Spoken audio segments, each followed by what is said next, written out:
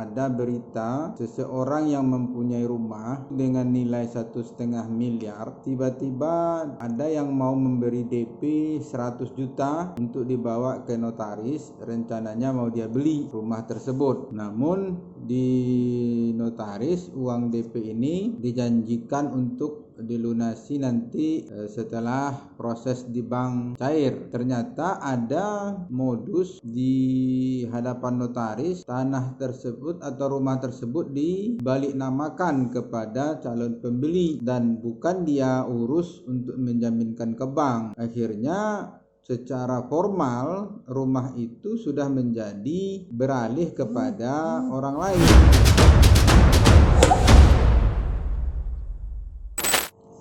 Assalamualaikum warahmatullahi wabarakatuh, Mitra ZT dimanapun Anda berada.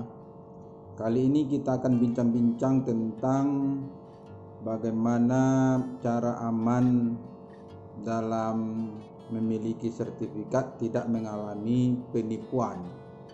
Karena beberapa hari terakhir ada berita seseorang yang mempunyai rumah itu dengan nilai 1,5 miliar, tiba-tiba ada yang mau memberi DP 100 juta untuk dibawa ke notaris. Rencananya mau dia beli rumah tersebut.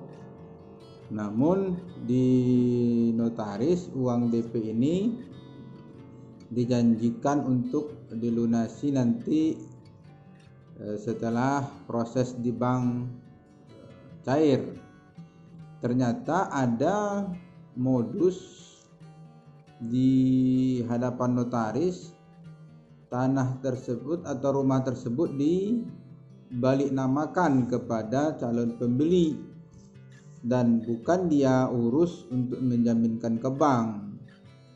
Akhirnya secara formal rumah itu sudah menjadi beralih kepada orang lain.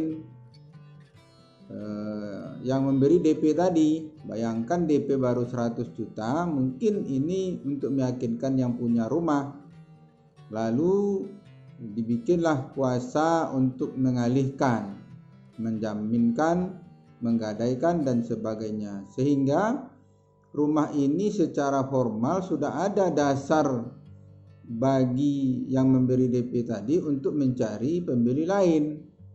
Nah, kemudian dia gadaikan ke bank yang juga mungkin dia kenal.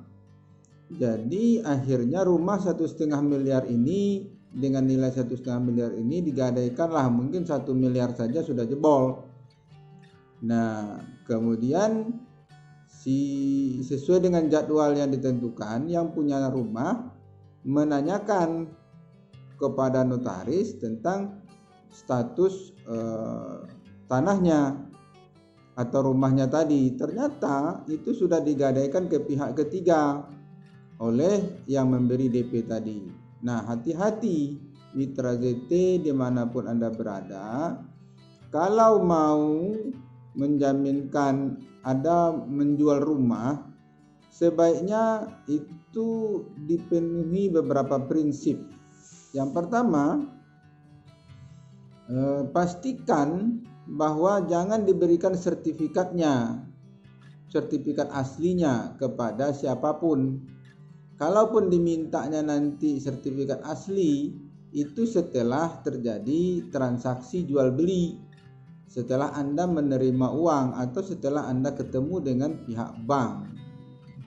Jadi kalau pihak bank sudah ada perjanjian dengan Anda atau dengan calon pembeli bahwa disetujui perjanjian itu, barulah diserahkan sertifikat tadi.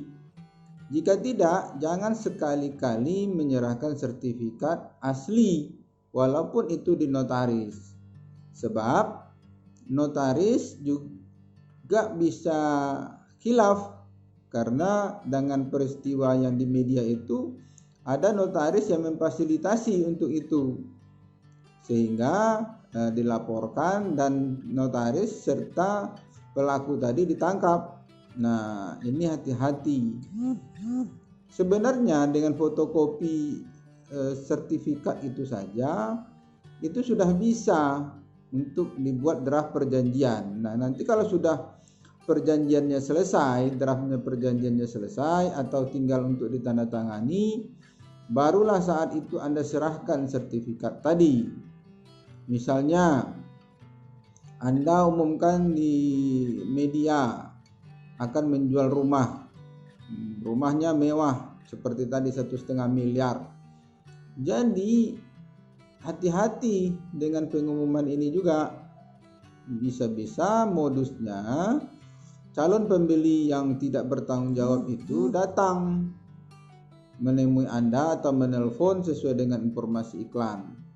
Lalu dia bilang, bisa tahu Pak status legalitas tanahnya atau surat tanahnya. Maka bagi Anda yang ingin terjual cepat akan menyerahkan atau menunjukkan fotokopi sertifikatnya. Lalu dia akan bilang, saya akan kasih DP 100 juta, kemudian nanti kita ketemu di notaris Pak, notaris saya ini, misalnya dia yang menentukan notarisnya. Nah, dengan adanya uang 100 juta itu akhirnya Anda datang dan menyerahkan sertifikat asli. Mulailah saat itu dokumen-dokumen biasanya akan tanda tangan. Jadi bagi yang tidak tahu hukum, mitra ZT yang masih kabur tentang hukum, itu adalah fatal kalau Anda serahkan sertifikat asli. Jadi karena logikanya begini, jika tidak ada uang cash untuk membeli rumah Anda 1,5 miliar, berarti dia mencari fasilitas bank. Biasanya bank akan melakukan survei dan akan menanyakan kebenarannya kepada Anda. Jika tidak ada melakukan survei dan Anda tidak diwawancarai, nah itu berkemungkinan itu sudah ada kerjasama dengan sindikatnya. Oleh karena itu hati-hati kepada mitra ZT dimanapun Anda berada. Ketentuan-ketentuan penyerahan jual beli itu adalah jika si penjual mempunyai barang maka dia wajib menyerahkannya. Jika si pembeli akan membeli barang maka dia wajib untuk menyerahkan uangnya. Jika belum ada uangnya, jangan sekali-kali Anda menyerahkan dokumen apapun dan jangan menandatangani dokumen apapun. Nah, bagi pelaku yang melakukan kegiatan membeli rumah orang lain tanpa hak seperti ini atau dengan modus seperti ini bisa diancam dengan pasal penggelapan di dalam KUH pidana. Jadi kalau bagi pelaku juga hati-hati. Walaupun Anda sayangilah profesi Anda sebagai misalnya notaris, gunakan dengan benar. Si pembeli juga hati-hati melakukan penipuan karena itu tidak berkah. Oleh karena itu kepada mitra ZT dimanapun Anda berada, jika melakukan transaksi jual beli tanah, pilihlah notaris yang Anda kenal dan jangan tanda tangan apapun sebelum Anda jelas uangnya, siapa yang membelinya. Jangan gara-gara karena ada DP misalnya 100 atau 200 juta Anda tertipu padahal aset Anda nilainya 1,5 miliar atau lebih. Demikian yang bisa kami sampaikan. Mitra ZT dimanapun Anda berada. Assalamualaikum warahmatullahi wabarakatuh.